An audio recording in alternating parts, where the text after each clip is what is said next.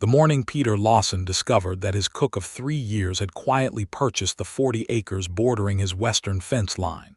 He was standing in his own kitchen holding a skillet full of burned eggs and wearing an expression that could have curdled fresh milk. It was the spring of 1878, deep in the Texas Hill Country, where the cedar-choked ridges rolled southward toward the Pedernales River, and the sky stretched overhead like a sheet of blue canvas pulled tight at every corner. Peter's ranch, the Double L, sat on 320 acres of prime grazing land, the kind of land that men fought over and sometimes died for, the kind of land that had cost Peter every dollar he had earned since he was 17 years old working cattle drives up the Kisham Trail. He was 34 now, broad-shouldered and sun-darkened, with a jaw that looked like it had been carved from the same limestone that jutted out of his pastures, and hands so calloused they could grip a branding iron without much complaint. The burned eggs were his own fault. He had tried to manage the stove himself for the first time in what felt like years, and the result was a small catastrophe of blackened yolk and smoke curling up to the low-beamed ceiling. Martha Abbott had been his cook for 3 years. She had arrived on a Wednesday afternoon with a carpetbag and a reference letter from the widow Calloway in Fredericksburg, and she had taken over his kitchen with the quiet efficiency of a woman who had been managing difficult things her entire life. She was 28 now, 25 when she had come to him, and she cooked with a seriousness and a precision that Peter had always privately admired, even if he had never said so aloud.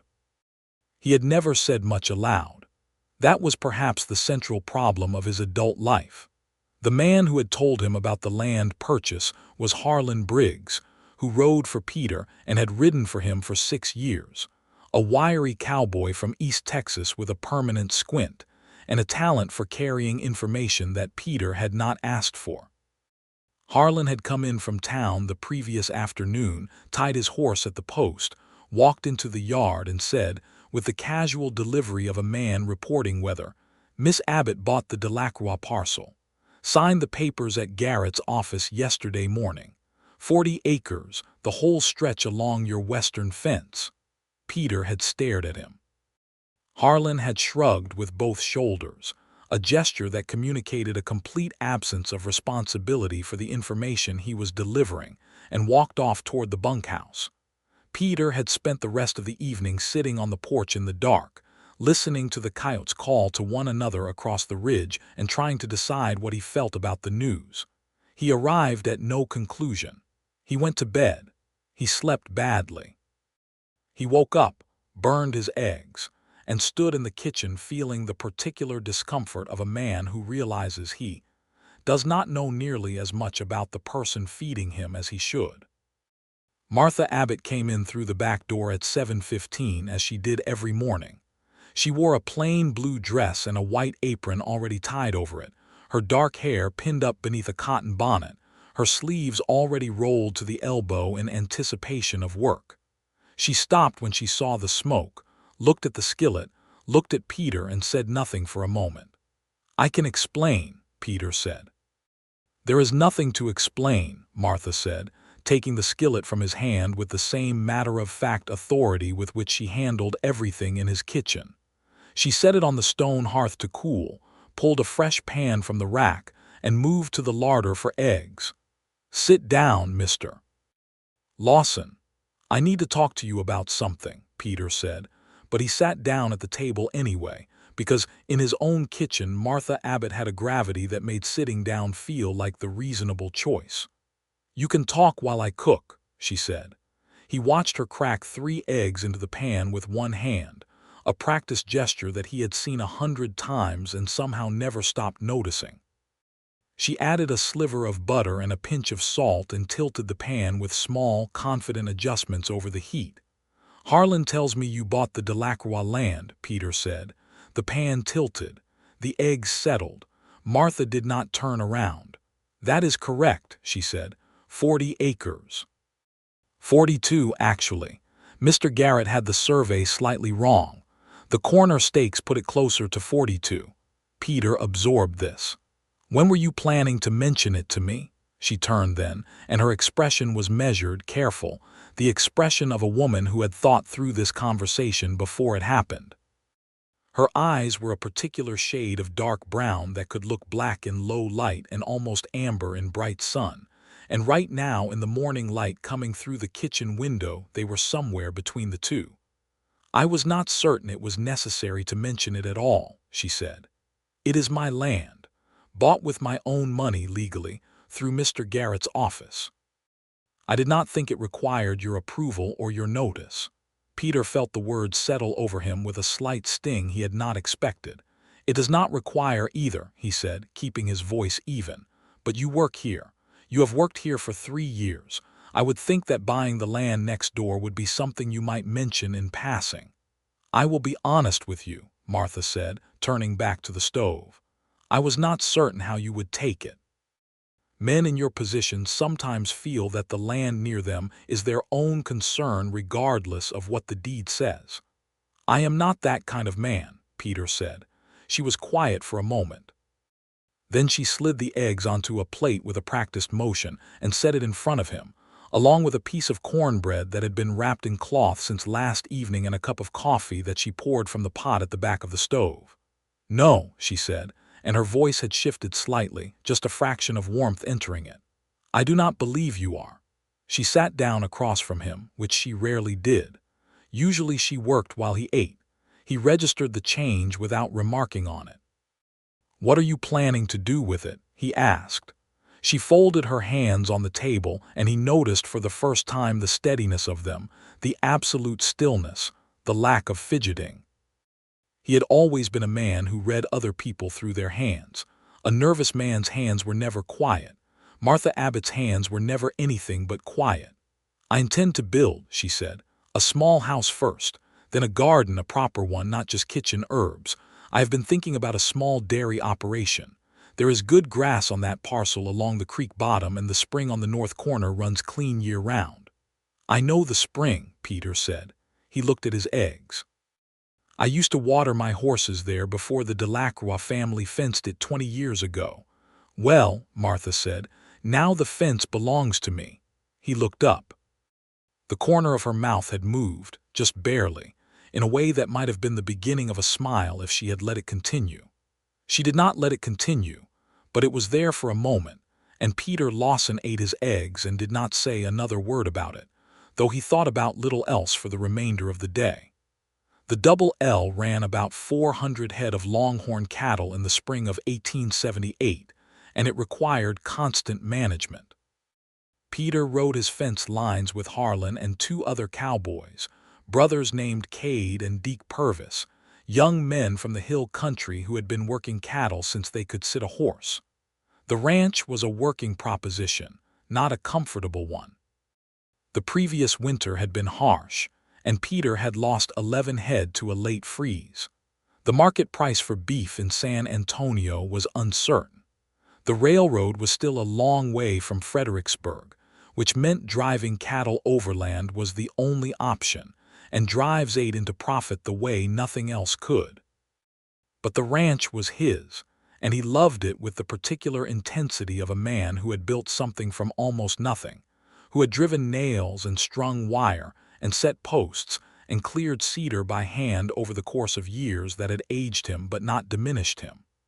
The Double L was proof of something to him, though he could not always have said precisely what. In the days after his conversation with Martha, Peter found himself riding the western fence line more often than he strictly needed to. The Delacroix parcel lay flat and open for the first quarter-mile from his fence, then rose gently into a cedar thicket that broke on the far side into the creek bottom she had mentioned. It was good land. He had always known it was good land, and he had thought about buying it himself more than once over the years, but the moment had never been right and the money had never been quite there, and now Martha Abbott owned it and was apparently going to build a house on it. He caught himself wondering what kind of house she would build. He told himself this was not his concern. He rode back to his own work. Martha said nothing further about the land for several days. She cooked his meals and managed his kitchen with her usual precision, and she was not unfriendly, but there was something different in the atmosphere between them that Peter could not name precisely. It was as though a room that had always had a certain comfortable arrangement of furniture had been very slightly rearranged. Not enough to be wrong, but enough that you noticed it. On a Friday evening at the end of that first week, Peter was sitting on the porch after supper watching the light go out of the sky over the western hills when Martha came out with 2 cups of coffee and set one on the rail beside him without asking whether he wanted it. She stood beside the rail and looked out at the same stretch of fading sky. "I will need Saturdays," she said. "For the building. For the planning first. I need to ride the parcel properly, stake out where the house should sit, find a good orientation for the garden. Then I will need a builder. I have money enough for a small frame house, nothing grand." She paused. "I will still be here through the week and prepare Sunday supper. I am not abandoning my position. I want to be clear about that." Peter wrapped both hands around his coffee cup. The evening air had the particular sweetness that came in April in the hill country, the cedar and the wild plum, and something underneath both that was just the land itself breathing. "Martha," he said, and his own voice surprised him slightly, the way it landed on her name. He had used it before, of course, but not in exactly this way, not with the weight it seemed to carry at that particular moment. "I have no objection to any of it. Take your Saturdays. Build what you want to build. The land is yours." She looked at him then, a direct, assessing look that she sometimes turned on him and that he always felt somewhere just below the surface of his composure. "Thank you," she said. And then, because Martha Abbott never left a space unfilled if she had something to say in it, she added, "I know this is unusual. A woman alone buying land out here. I know people will talk, they already have." "People talk about everything that interests them," Peter said. "Let them." She looked at him a moment longer, and this time the almost smile fully arrived, quiet and genuine and somehow brighter than he had expected it to be. "You are not what I expected when I came here 3 years ago," she said. He felt the warmth of it even after she had gone back inside, standing there in the cooling dark with his coffee going cold in his hands. The following Saturday, Peter watched from the eastern corral as Martha rode out on the little gray mare she kept in his barn, saddlebags packed with what he assumed were a compass and a length of surveyor's cord and probably a notebook, because Martha Abbott wrote things down. She rode with good form, not showy but competent, the easy balance of a woman who had been riding since childhood. She rode toward the gap in the western fence where the old Delacroix gate still stood, and she went through it without looking back, and Peter turned back to his work with the uncomfortable but undeniable feeling of a man watching something important move away from him. He did not quite understand it yet. He was 34 years old and had not been seriously close to a woman since a brief, painful episode with a judge's daughter in Bourne back in 1872, a relationship that had collapsed under the weight of his poverty at the time and her family's expectation of something better. He had built the ranch after that, and the ranch had consumed him, and somewhere in the consuming of it he had stopped thinking about such things with any regularity. Martha had been his cook, a woman he respected and worked alongside and appreciated in the way you appreciate a well-made tool that does exactly what it is meant to do. The thought shamed him slightly when it arrived, the comparison of her to a tool. She was not a tool. She had never been. She was a woman who had saved her money for 3 years working in his kitchen and gone out and bought 42 acres of Texas hill country for herself, and he had not even seen it coming, which said something about the quality of his attention. He saddled his horse after an hour of arguing with himself and rode out through the western gate. He found her in the creek bottom, standing in the grass near the spring with a length of cord stretched between 2 cedar stakes and a small notebook open in her left hand. She looked up when she heard his horse and showed no particular surprise at his arrival, which itself was either a good sign or an indictment of his predictability. "You did not have to come," she said. "I know," Peter said. He dismounted and tied the horse to a cedar branch. What are you staking? She hesitated for just a moment, as though considering whether to let him in, and then she turned the notebook toward him. There was a sketch on the page, done in pencil with careful, even lines, a rectangle that he understood to be the house, oriented with its long axis east to west, a second smaller rectangle that she had labeled garden, and a series of lines running north from the spring that she had labeled water channel. "You drew this yourself," he said. "Of course."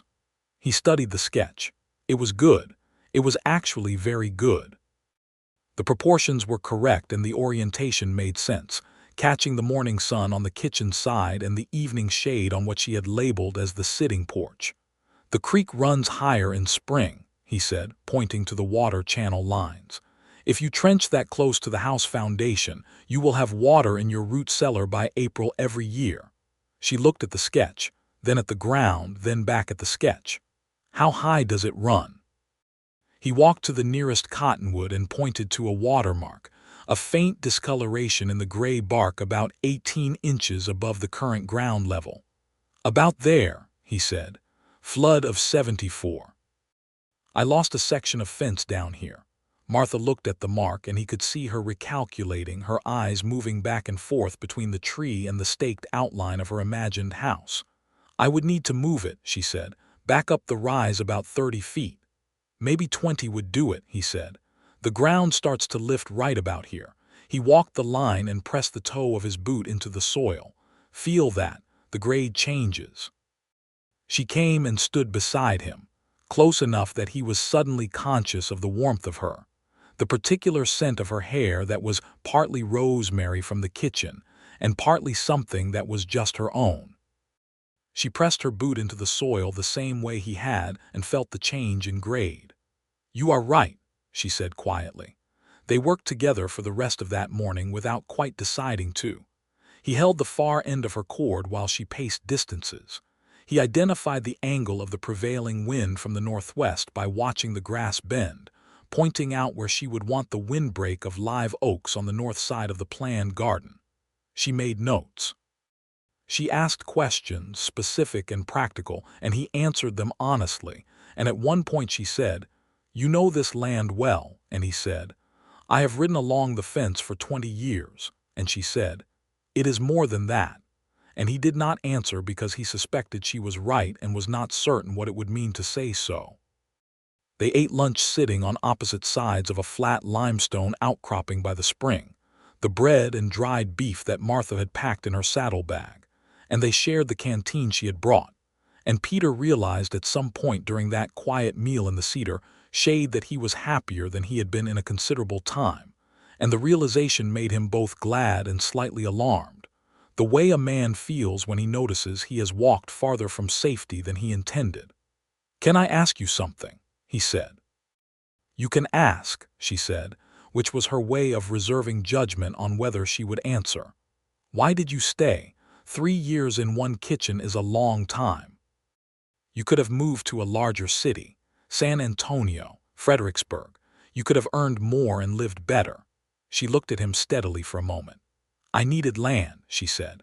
"I always knew I needed land. I grew up on a farm in Missouri, and when my father sold it to settle his debts, I was 17 years old, and I understood then that the only thing that was truly yours was what was legally yours. A woman without land is dependent on the goodwill of whoever houses her. I did not want to be dependent." She paused. "Your ranch is isolated enough that the living costs almost nothing.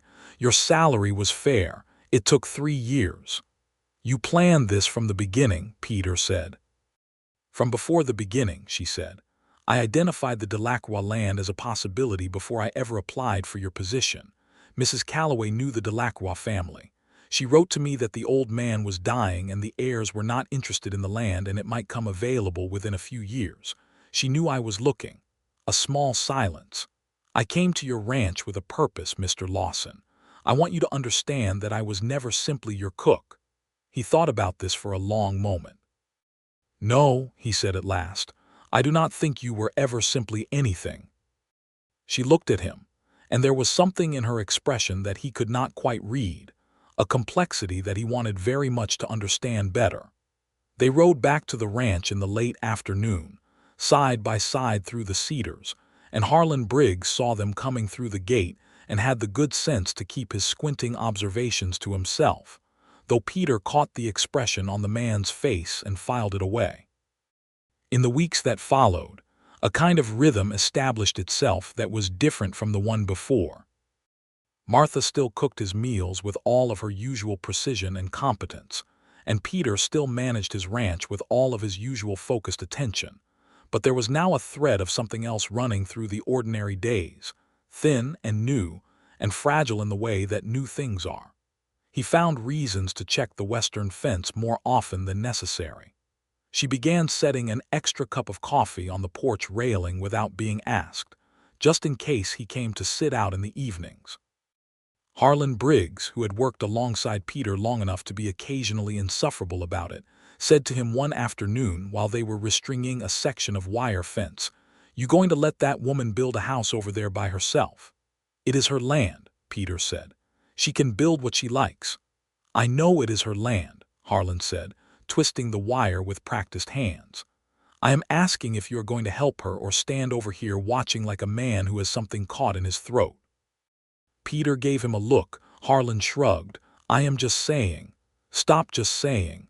You burned your eggs the morning after you found out. Harlan is just saying."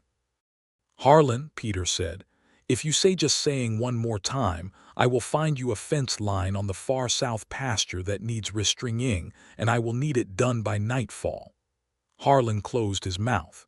He did not close it entirely, but enough. The builder Martha had found was a German carpenter from Fredericksburg named Wilhelm Beeker, a solid and methodical man of about 50 who drove out with 2 of his sons every Wednesday and Saturday through May and into June, and the small frame house began to take shape on the rise above the creek at a pace that was both impressive and, to Peter, strangely affecting. He rode over sometimes on Wednesday evenings when the Beeker family had gone home, and he would stand by the half-built walls and try to picture Martha living there, and the picture arrived easily and completely, which unsettled him. He began to help. It started on a Saturday in mid-May when he came through the gate and found Martha trying to lift a pre-cut window frame into place by herself, while Wilhelm and his sons were occupied at the far end of the structure. He crossed the ground without thinking about it, took the other end of the frame, and they lifted it together and fitted it into the opening, and Wilhelm came over and drove the nails home while Peter held it steady. "You are not obligated," Martha said, after Wilhelm had moved off again. "I am aware," Peter said. He stayed all morning. He came back the following Wednesday. He came every Saturday after that and some Wednesdays too, and at some point around the beginning of June, it stopped feeling like help and started feeling like something he wanted to do in its own right, the way he had wanted to build his own house years ago, the deep physical satisfaction of making something real from raw material. Martha worked beside him with her sleeves rolled and her bonnet pushed back and sawdust on her dress, and a pencil usually tucked behind her ear, and she knew exactly what she wanted and was not shy about saying so. She and Peter disagreed twice in the course of the building, once about the height of the kitchen ceiling and once about the size of the bedroom window, and both times the disagreement had the quality of an actual argument between 2 people who respected each other enough to push back, and both times they arrived at a resolution that was better than either of their original positions. "You argue well," he told her one afternoon, sawing a length of pine board. "You argue poorly," she said, measuring the board against the one it was meant to match. "You state your position and then go quiet and wait for the other person to give way. That is not argument, that is patience dressed as stubbornness." He stopped sawing. "That is a very specific observation," he said. "I have been watching you manage ranch hands for 3 years," she said. "It works on them. They interpret the silence as authority. I do not interpret it that way." "How do you interpret it?" She looked at him steadily over the measuring tape. "I interpret it as a man who is more uncertain than he looks," she said, "and who has learned to use quiet as cover." Peter set the saw down. For a long moment neither of them spoke, and the birdsong and the distant hammering of Wilhelm's sons filled the silence. "You are probably right," he said at last. She looked slightly surprised, as though she had expected resistance. "Well," she said, "then we understand each other." The house was finished enough to be habitable by the 3rd week of June. It was small and well-made, with a proper kitchen at the back and a sitting room at the front with the east-facing window that caught the morning light, and a narrow bedroom with a window so large Peter suspected he had lost that argument more completely than he had admitted at the time.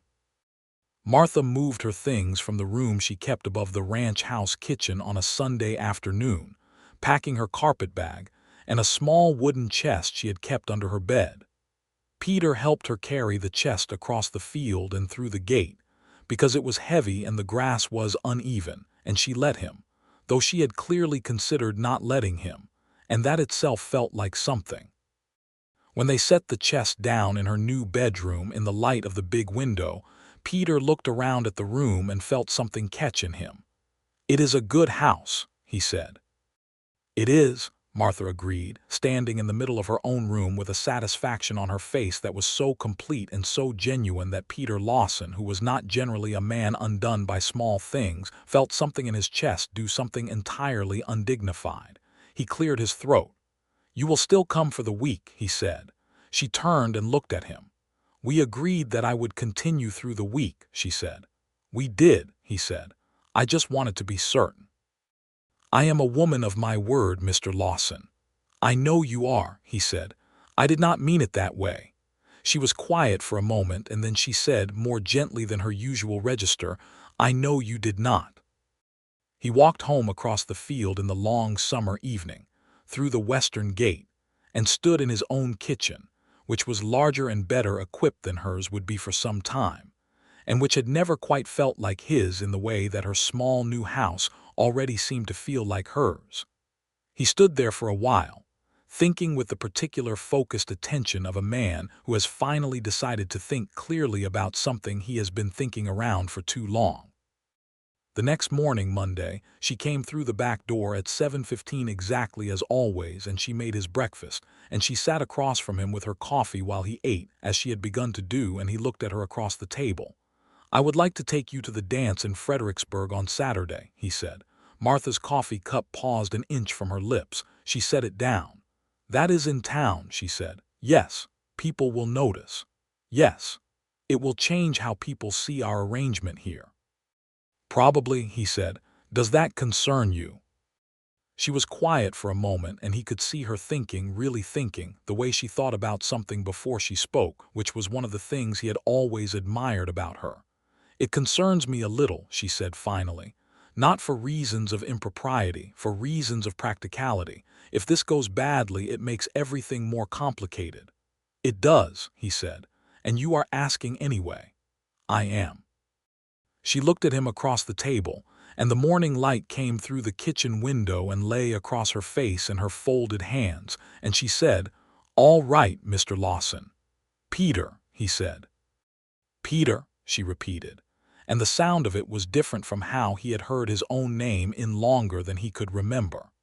Fredericksburg in the summer of 1878 was a prosperous, lively town, the center of the German immigrant community that had been building in the hill country since the 1840s, and the Saturday dances at the Verenskirch grounds were events that drew people from a wide radius. Peter drove the buckboard in with Martha beside him on the seat, and she wore a dress he had not seen before, a dark green wool with white collar that she had clearly kept for occasions, and she had done her hair differently, and he thought with some effort that he should say something about how she looked, because she looked remarkable. "You look very well," he said, and immediately felt that this was inadequate by a considerable measure. She glanced at him with what might have been amusement. "Thank you," she said. "You cleaned up respectably yourself." He had put on his good coat and his better hat and shaved carefully, which Harlan Briggs had noticed and commented upon, with an expression of profound satisfaction that Peter had declined to acknowledge. In Fredericksburg, people noticed. Of course they noticed. Martha Abbott had lived in the county for 3 years and was known as Peter Lawson's cook, and here she was riding into town beside him on the buckboard seat. He could feel the attention, the slight adjustments of posture in people they passed, the heads that turned. He kept his own posture straight and his expression unconcerned, because he had decided to do this thing and he was going to do it without apology. Martha beside him was composed. Whatever she was feeling, she wore it the same way she wore everything, with a kind of careful, upright dignity that required no explanation and invited no commentary. The dance was a fiddle and accordion affair on the summer grass, paper lanterns strung between the posts, the smell of smoked meat and fresh bread, and the dry, dusty sweetness of a Texas summer evening. Peter knew most of the people there and introduced Martha as his neighbor, which was true and which had a different weight than most truths. He danced poorly. He admitted this to her before they stepped onto the grass. "I am aware," she said. "I have seen you try to dance at the 4th of July celebration. When was that?" "76. You tried to waltz with Mrs. Bergman and she very kindly steered you through it." He felt a flash of mortification that he converted quickly into something more like amusement. "I do not remember you being there," he said. "I was," she said. "You were not looking for me." He thought about that for a moment and what it meant, and then he took her hand and they stepped onto the grass. And he danced as well as he was capable of dancing, which was not well, but which was at least energetic and honest. And Martha moved with a grace that made his deficiencies somewhat less conspicuous, and at one point she laughed, a real laugh. Surprised out of her by a moment where he nearly stepped on her foot and compensated with an improvised shuffle that bore no relationship to the actual music. The laugh was bright and sudden, and he wanted to hear it again immediately. They danced 3 dances. He fetched her a cup of cold cider between the second and third. A man named Clarence Doyle, who ran the dry goods store and had opinions about everything, stopped Peter near the edge of the dance ground and said, "Is that your cook you are dancing with, Lawson?" with a tone that carried a meaning Peter did not particularly care for. "That is Martha Abbott," Peter said evenly. "My neighbor. She owns the Delacroix parcel." Clarence Doyle blinked. "She bought it." "She did. The deed is at Garrett's office if you want to verify it." He walked back to Martha, who had watched the exchange from 20 feet away with the stillness of a woman who knows when something is being said about her. "What did he say?" she asked. "He expressed surprise that you owned land," Peter said. She made a small sound that was not quite contempt and not quite amusement but carried elements of both. "They will get used to it," she said. "They will," Peter agreed. On the drive home, with the stars enormous overhead and the cedar hills dark against the sky, they talked easily in a way they had not quite talked before, without the kitchen between them or the ranch work between them or any other frame of reference but the open road and the night. She told him about Missouri, the farm she had grown up on, the father she had loved and whose weakness with money had cost them everything, the years she had spent cooking for other people's families before she understood what she actually needed to do. He told her about the cattle drives, the years of saving, the first summer he had owned the Double L when he had lived in a tent and worked the land alone before the bunkhouse was built. "Why have you never remarried?" She said because she had found out at some point in 3 years about the marriage he had briefly contracted at 19 to a girl from near Waco who had died of fever within the first year, before he had any kind of life to offer. He had not told her himself. He had never entirely figured out how she knew. "It never seemed to happen," he said. "That is not an answer," she said. "No," he agreed. "It is not." He thought about it. "I think I spent a very long time building the ranch and not much time thinking about anything else. And then I looked up and the ranch was built and the time had gone." She was quiet for a moment beside him. "I have done something similar," she said. "With the land. It was the only thing I thought about for 3 years, saving and planning and waiting. And now the house is built and I am living in it and I am not entirely sure what I am supposed to think about next." He kept his eyes on the road, on the dark line of the track in the starlight. "Perhaps," he said carefully, "you might think about the same thing I am thinking about." She was very still for a moment. "And what is that?" she said. "I am thinking," Peter said, "that I should have paid better attention 3 years ago to who was walking through my kitchen door." The buckboard moved along the dark road, and the horses breathed steadily, and the stars were very bright overhead. And Martha Abbott said nothing for a time, but she moved, just slightly, closer to him on the seat, and her shoulder rested against his arm, and neither of them commented on it, and it felt exactly like what it was. Summer deepened into the dry, hot weeks of July and August, and the relationship between them deepened with it in the particular way of things that grow in their own time without being forced. He began crossing through the western gate more evenings than not, ostensibly to check on how her garden was establishing itself, which was always fine, because Martha applied the same precise attention to her garden that she applied to everything. She had planted a kitchen garden along the south-facing wall of the house, and a larger vegetable garden in the flat ground between the house and the creek, and she had ordered bare-root fruit trees from a nursery in Austin that arrived in late June, apples and pears, which she planted with more care than he had ever seen anyone plant a tree. He brought her materials when she needed them. He helped her dig the root cellar, which was a real project, 4 men with shovels over the course of a week, and she cooked for the digging crew with a generosity that left them all considerably more cheerful than they had arrived. Harlan Briggs, who had been among the diggers, said to Peter on the walk back to the ranch, "I am beginning to understand why you burned the eggs," and Peter decided that this did not require a response.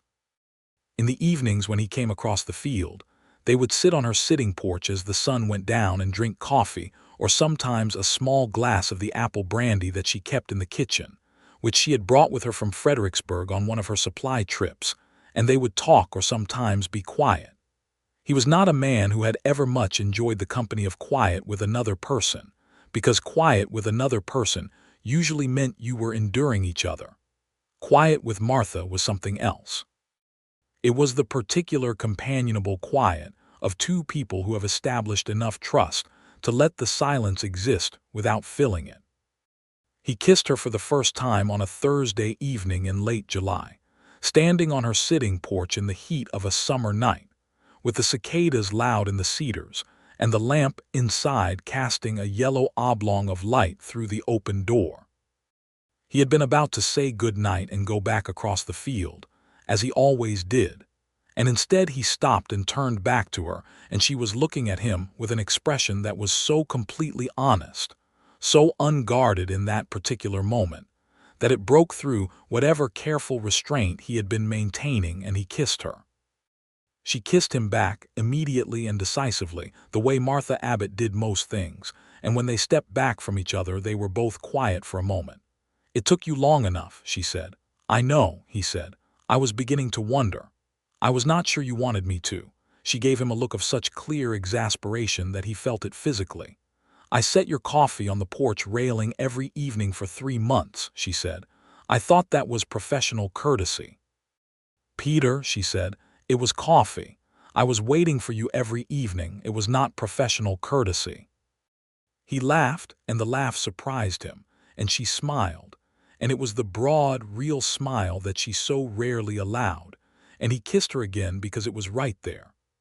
August came on with its full force, the dry hammering heat of a Texas summer, and the land went brown and the creek ran slow, and Peter's cattle required daily attention to water sources.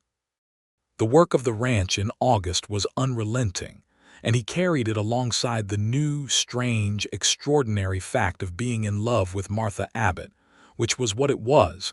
He had stopped trying to call it anything else. He was in love with her. It sat in him like a solid thing, not the unsteady fever he had associated with the idea of love in his younger years, but something more like bedrock, something you could build on. He did not say it to her, not yet. He was working up to it with the thoroughness with which he approached any important thing. He was also, if he was honest, still slightly afraid of what she might say, because Martha Abbott was a woman with her own land and her own plans and her own extraordinary competence, and needing someone was not something she did easily, and he did not want to ask her for something she was not prepared to give. He told Harlan, which was a mistake, because Harlan had been waiting for this information with the patience of a man who knew it was coming. "Are you going to ask her to marry you?" Harlan said. "I have not said a word about marriage," Peter said. "I am asking about your intentions," Harlan said, with an air of moral authority that Peter found entirely unwarranted in a man who had once spent 3 days sleeping in a haystack because he had lost an argument with a fence post. "My intentions," Peter said, "are my business." "She is a good woman," Harlan said, with a simplicity that cut through all of Peter's hedging. "Yes," Peter said, "she is." "Then do not wait too long," Harlan said. "Good women do not have to wait around." Peter thought about this more than he wanted to. In September, something happened that clarified matters considerably. A man named Royce Dunbar rode out from Fredericksburg to the Double L on a Tuesday morning. A man in his late 30s with a salesman's manner and good boots that did not match the calluses of his hands, which were not the calluses of a man who worked outdoors.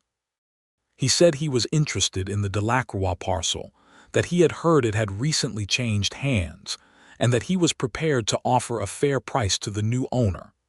Peter, who happened to be in the yard when Dunbar rode in, said that the land was not his to sell. Dunbar said he understood that and asked where the owner might be found. Peter said that was not his information to give. Dunbar looked at him for a moment with the careful appraisal of a man calculating what he is up against, and then he thanked Peter very politely and rode away. Peter watched him go and felt a cold clarity settle over him. He went to Martha that evening. She was in her garden tying up the tomato plants that had gotten heavy with fruit in the late summer heat, and she listened to his account of the visit with her usual concentrated stillness. "What was his name?" she said. "Dunbar, Royce Dunbar." She was quiet for a moment. "I know that name," she said. "From Fredericksburg. He has been buying up land between here and Johnson City. Several families have sold. Old Mr. Schroeder sold his north pasture to him in June, and the Muellers sold their creek bottom in July." She straightened up and looked at Peter.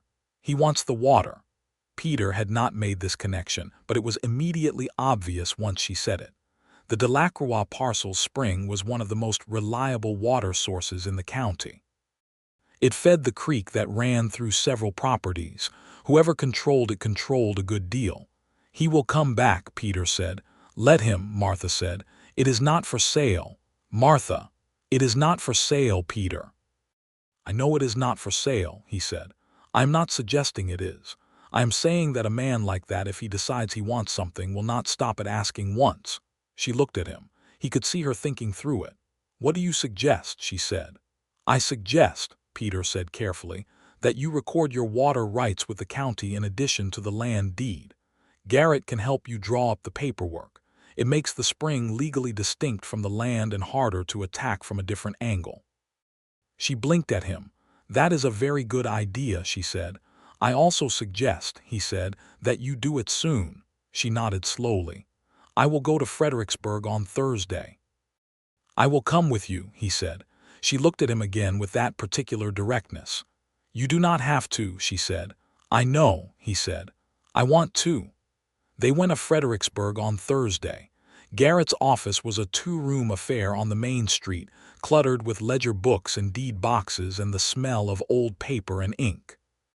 Garrett himself was a small, precise man who had been recording land transactions in Gillespie County for 15 years, and who treated every document with a gravity that suggested he believed the fate of civilization rested on proper recording practices. He looked at Peter and Martha across his desk and said with professional neutrality, "Both names on the water rights document or just the owner?" Martha glanced at Peter. Peter said, "Just the owner for now. Mrs. Abbott's name." Martha said, "Miss Abbott," and then paused and looked at Peter, and something passed between them in that pause that made Garrett very carefully examine the surface of his desk. "Miss Abbott," Garrett said, writing it down.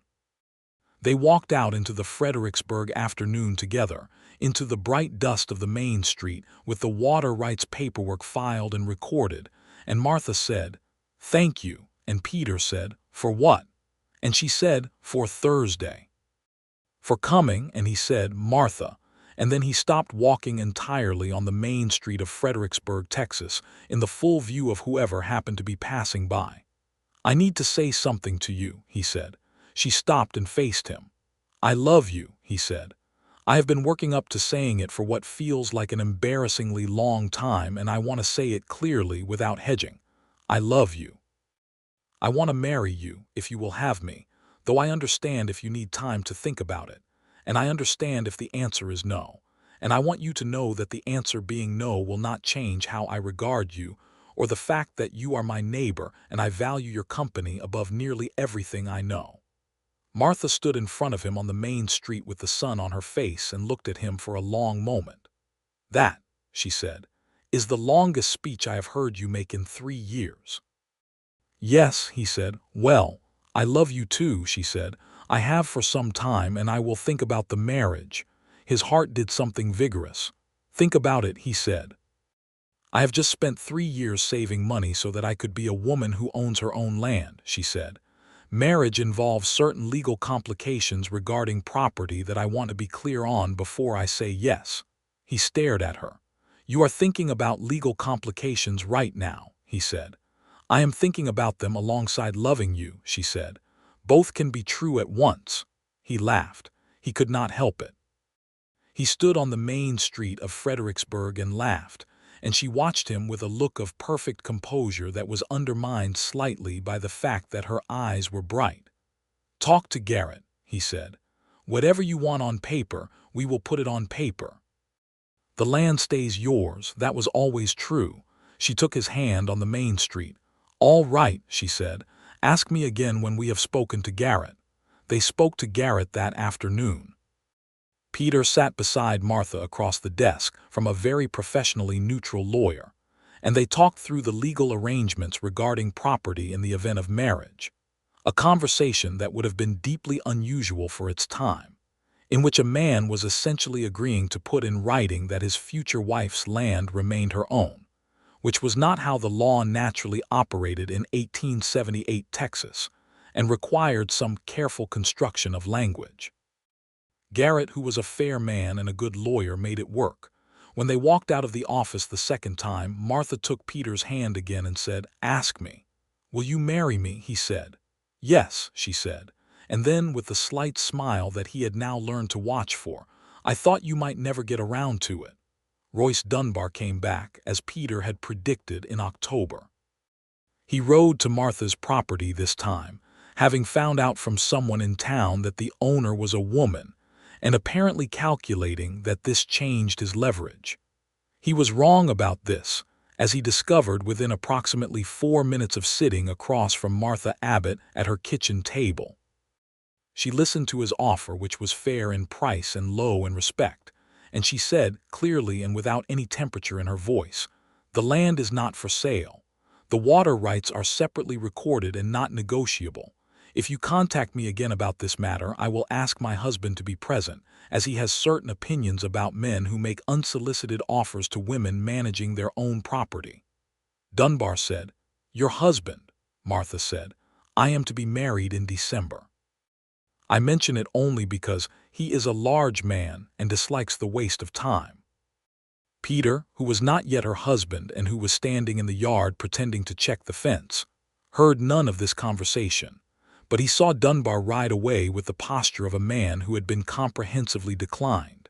And when he came around to the kitchen door and found Martha at the stove, entirely calm, she told him what she had said, and he thought that whatever small remaining doubts he might have harbored about this decision were now entirely gone. They married on the 14th of December, 1878, in Fredericksburg, at the small Lutheran church that served the German community, because the minister was a kind man who did not ask too many questions about the property agreement, and because Martha had worshipped there occasionally since her arrival in the county. It was a cold, clear day with a sharp wind off the hills and the smell of cedar and frost in the air.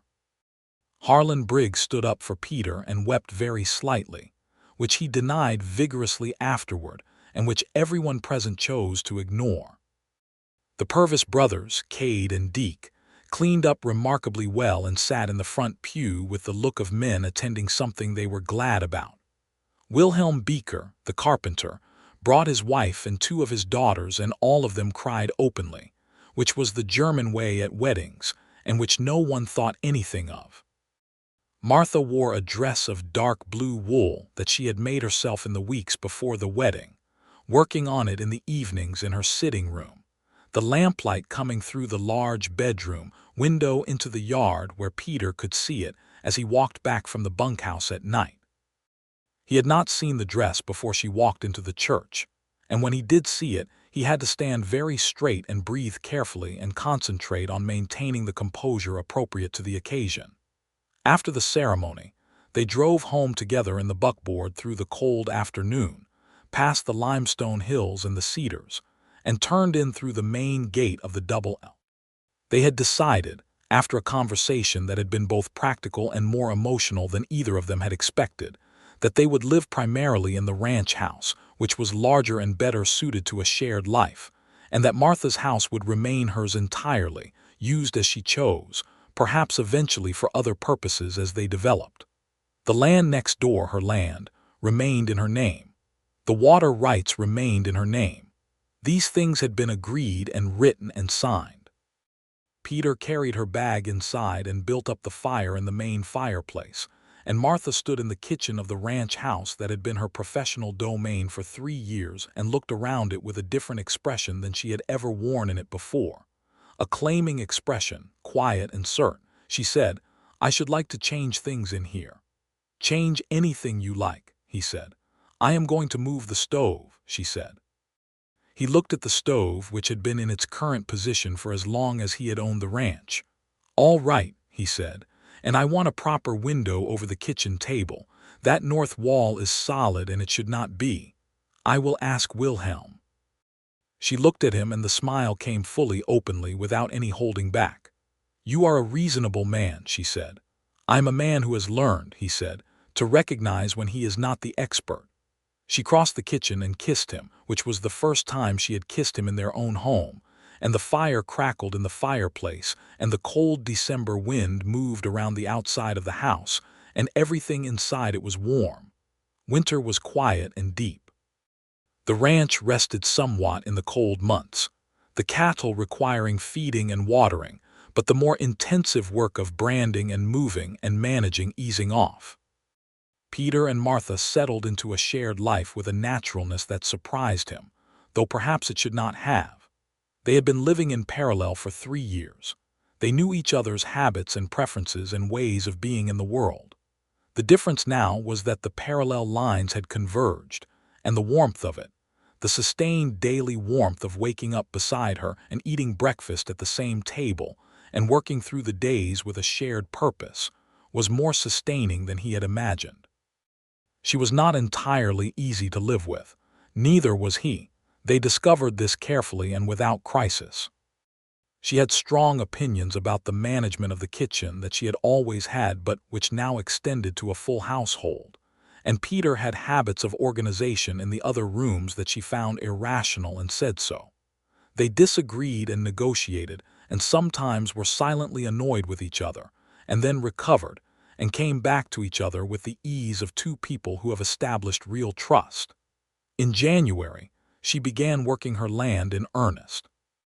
The dairy operation she had mentioned to him in that first kitchen conversation turned out to be a real and considered plan.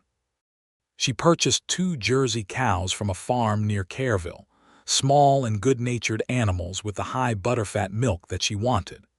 She built a small dairy shed with help from Peter and the Purvis brothers, a clean structure with good drainage, and a cool room for the keeping of cream. By February, she was producing butter and cream cheese of a quality that was, within 3 months, known and requested at several households in Fredericksburg.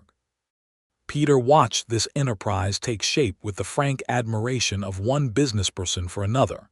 He knew cattle.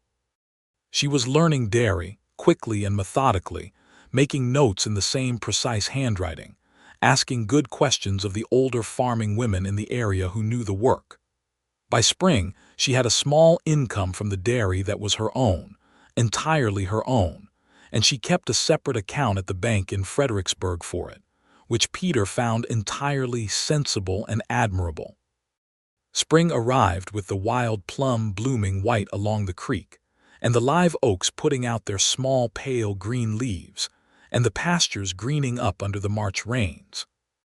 The cattle were fat after the winter hay, and Peter started the spring branding with Harlan and the Purvis brothers and 2 extra men he hired for the season. Long days in the dust and heat of the branding fire. Martha cooked for the crew without being asked. Big meals at midday and supper, the kind of food that working men ate with a seriousness that was itself a kind of gratitude. In April, Martha told him she was expecting a child. She told him in the kitchen, on a Tuesday morning, with the matter-of-fact directness that she used for every important thing. He was standing at the table with his coffee, still in his work clothes from the early morning check on the cattle, and she said it, and then watched him with an expression that was composed on the surface but underneath which he could see something tender and uncertain, a vulnerability she rarely showed. He set his coffee down very carefully. "Martha," he said, "I wanted to tell you before anyone else had occasion to notice," she said. He crossed the kitchen in about 2 steps and took her in his arms, which startled her slightly, and she stood in his embrace with her hands coming up to hold him in return, and neither of them said anything for a long moment. "Are you happy?" she said against his shoulder, and there was something in the question that told him she genuinely did not know, that she was asking because she needed to know. "I am extraordinarily happy," he said. "Are you?" A pause. "Yes," she said, and the word was small and full. The spring passed and the summer came on again, their first summer together, hot and dry and rich with work and full of the ordinary, extraordinary pleasures of a shared life. The ranch produced well. 120 cattle went to market in June, and the price was fair, and the drive to San Antonio, which Peter made with Harlan and the Purvis brothers over 2 weeks, was hard work but without incident. He came back to find the garden thriving, the dairy producing more than ever, and Martha in the kitchen making a pie with the first of her plum harvest, a bruise of purple juice on her white apron and flour on her hands, and the particular settled happiness on her face of a woman who has built exactly the life she intended. He kissed her in the kitchen, flour and plum juice and all. "How was the drive?" she asked against his cheek. "Long," he said. "Hot, good price. I missed you every day of it." She leaned back slightly to look at him. "That is the most personal thing you have said to me in a letter," she said, because he had written to her twice from the drive, practical letters about the cattle and the weather. "I am better in person," he said. "Clearly," she said, and kissed him again.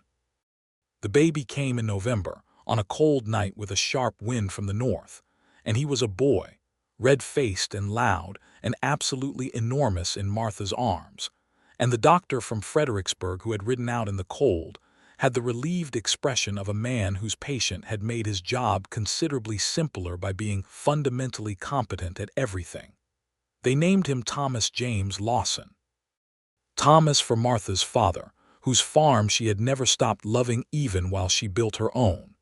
James for Peter's older brother, who had died of a fever on a cattle drive in 1869, and whom Peter had never entirely stopped grieving. Peter held Thomas in the lamplight of their bedroom while Martha slept, and the baby was quiet for once, looking up at him with the unfocused intensity of the very newly arrived. And Peter Lawson stood at 35 years old in the house he had built, and held the son he had not quite expected, and felt the fullness of his life with an almost painful clarity.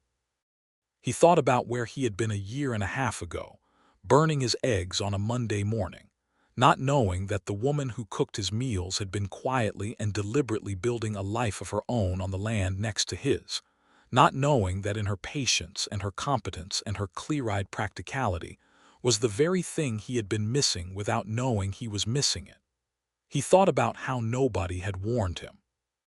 He thought that perhaps some things needed to arrive without warning, because if you saw them coming you might convince yourself you were not ready, and some men would never be ready enough for the things that were good for them. Thomas made a small sound, and Peter held him closer, and through the window the stars over the hill country were very bright. In the weeks after Thomas arrived, the house was full of a new kind of motion, a rearrangement of everything around the fact of this new person. Martha recovered with the practical efficiency of her character, though Peter enforced rest with a firmness that surprised her, and that she submitted to after a brief argument, agreeing that perhaps she could be off her feet for one more day than she had originally planned. He managed the kitchen himself for 3 weeks, with an effort and a determination that produced results which were not as good as Martha's, but which were made with a sincerity that she found, she told him, more touching than she had expected. Harlan Briggs came to meet Thomas and stood holding the baby with the bewildered tenderness of a childless man confronting an infant, and said to Peter afterward, "He looks like her." "I think so too," Peter said. "That is good," Harlan said. Cade and Deke Purvis brought a carved wooden horse that Cade had made in the evenings over the preceding weeks, a rough but earnest thing, and they presented it with the self-consciousness of men who have not much experience with gifts, and Martha thanked them with such genuine warmth that they both turned red and found urgent things to do in the vicinity of the barn. Royce Dunbar, it turned out, had overextended himself in his land acquisition scheme, and by the spring of 1879 had sold his holdings to a cattleman from Austin and moved on to other territories. The news reached Peter and Martha through the usual channels of the Fredericksburg community, and Martha received it with a brief expression of satisfaction that she then set aside in favor of whatever she had been doing. "Was that concern for you?" she said when Peter told her. "I was concerned he might come back and make trouble," Peter said. "Men like that," she said, "always move on. The land does not."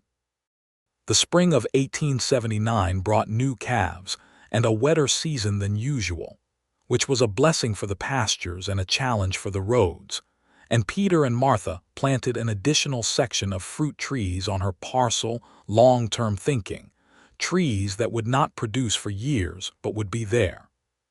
She had started teaching a neighbor's daughter, a 15-year-old named Elsa Brandt who came from a large farm family and who was clever and quick, the principles of dairy management, and the teaching gave her a particular satisfaction that showed in her face on the evenings when she came back across the field with the smell of the dairy shed and the cold spring air about her. Thomas grew with the aggressive speed of healthy babies, passing through stages with a velocity that Peter could barely keep up with. He was sitting up by spring and regarding the world with the same concentrated, assessing attention that his mother turned on everything, which Peter noticed and privately found both funny and meaningful. He had his mother's eyes, that dark to amber shift depending on the light. "He watches everything," Peter said to Martha one evening. "He is taking note," Martha said, without looking up from what she was writing. "Note of what?" "Everything." She looked up then. "He is his mother's son." "He is," Peter said, "and I am very glad of it." She held his gaze for a moment with the fullness of her own. The double L continued to grow through 1879. Peter brought in 30 additional head of quality breeding stock in the fall, a significant investment that was the result of 3 years of careful financial management, and the herd's quality improved measurably by the following spring. Martha's dairy operation was now supplying butter and cream cheese to 4 households in Fredericksburg and 1 in the town of Lawson, a modest but genuine income that she managed and reinvested with characteristic precision. Her land, the 42 acres of former Delacroix property, was fully operational now as a distinct holding, integrated into their shared life while remaining legally and practically her own. The distinction was not theoretical. She kept her own accounts for the dairy. She made her own decisions about the land's management. Peter's opinion was sought and given, but the deciding was hers. He had understood this from the beginning, and found that he not only accepted it, but respected it in the way that you respect a thing that is clearly right. The autumn of 1879 was golden and soft, one of those seasons when the hill country is entirely itself. the sumacs turning red along the creek banks, and the clear blue days following one another with the steady generosity of a good year. Peter and Martha rode her land together on a Sunday afternoon in October, while Harlan Briggs watched Thomas at the ranch house, a concession that Harlan had agreed to with extreme dignity, and which had resulted, Peter suspected, in Thomas being held for the better part of 2 hours without being put down. They rode the fence line that bordered the spring, the Jerseys watching them with mild bovine indifference from the near pasture, the apple trees in the orchard section still holding a few late fruits. "This time 2 years ago," Martha said, looking out from the rise above the creek, "this was the Delacroix parcel and I was still in your kitchen." "And I did not know about any of it," Peter said. "No," she said, "you did not. Harlan knew before I did. Harlan notices things." "He does," Peter said. "It is occasionally useful." She laughed, and the laugh went out across the cedar-scented air, real and bright and entirely her own. He reached over from his horse and took her hand, the two of them sitting their horses side by side on the rise above the spring, with the autumn afternoon around them and the land visible in every direction, his land to the east and her land beneath them and the sky everywhere above. "Are you happy?" he said. He had asked her this before, that first time in their bedroom when she had told him about Thomas, and the question meant the same thing it had meant then, a real question, asked because her answer mattered to him more than almost anything. She looked at the land, at the house below them with its large kitchen window catching the afternoon sun, at the dairy shed with its clean white walls, at the orchard and the garden and the creek, and then at him, the direct, assessing look that he had stopped finding alarming and now found simply true. "Yes," she said, and it was the same small, full word it had been the first time. And then she added, extraordinarily. He held her hand in the autumn afternoon, and the horses stood still beneath them, and the land lay gold and green in every direction, and there was nothing left unresolved, nothing hanging, nothing incomplete. There was only this, the two of them and the life they had made with their own hands, hers and his, from land and work, and the particular stubborn kind of love that grows between people who know how to build things, and are not afraid to build them to last. Thomas James Lawson took his first steps on a December morning, exactly 1 year after his parents had married, lurching across the kitchen floor toward his mother with his arms out, and his expression one of total concentrated commitment to the task. And Peter, who was sitting at the kitchen table with his coffee, stopped breathing entirely until the boy reached Martha's outstretched hands and arrived in her arms with the solid satisfaction of a man who has completed what he set out to do.